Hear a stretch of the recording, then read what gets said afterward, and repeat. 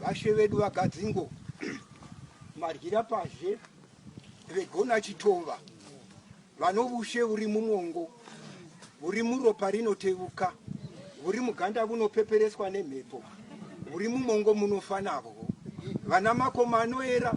vari hwiru vari masakandya vari zvomutumbwe gara ramasango chipukuro chamafuta mukowa pasi munoridzwe ngoma nemidzonga yenyama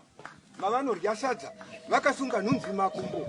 dzine misikanzwa vachitema nebheura vabeki vedopiro gwerendende dapira kunanzva chipazhangongo vane gidi riri muvura ng'ombe njerere njerere njerere njerere ng'ombe vechibaya ng'ombe mbudzi ndedzavarombo rivedevete sambiri ryira pazhe pamusoro imhuri yokwava mungwenyika pamusoro machinda mabota amanesha mwari mose muri pano ini ndiri kufara rufu rwomukoma wangu asi mirai ndichiti ndino mufaro wamandiriri wamakwirivindi wamamondoro kwati wamangwingwindo wamadambura kudasha hakuna bura rinotasamukira mufimbira bva mudutu rakaminama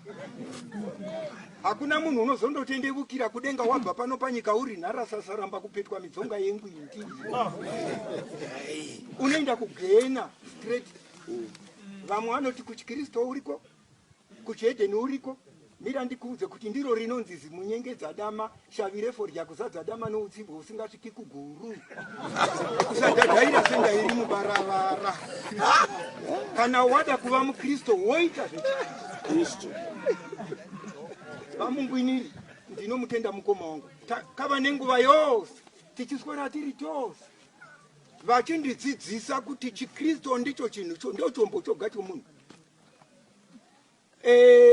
usazoti uko nokokoko vazhinji tinofara tiri muzvivi kite zimuzhangandire zimuzhararira kubhururuka kwambuya mashi kubereka murume mwana achitsva nezuva iwe hauna kunya noupenyu hwako hwakaitwa sei takadzidziswa kuti kurumwa netsikidzi rambira mumba usazoti dzawanda mumwe akazorumwa mhino nebere vangaradzwa zandiripire tsikidzi nerebere namona matambudziko pamukristu zvinouya rambira pamuchinjikwa nokundo pano upenyu hwako ndatenda zvikuru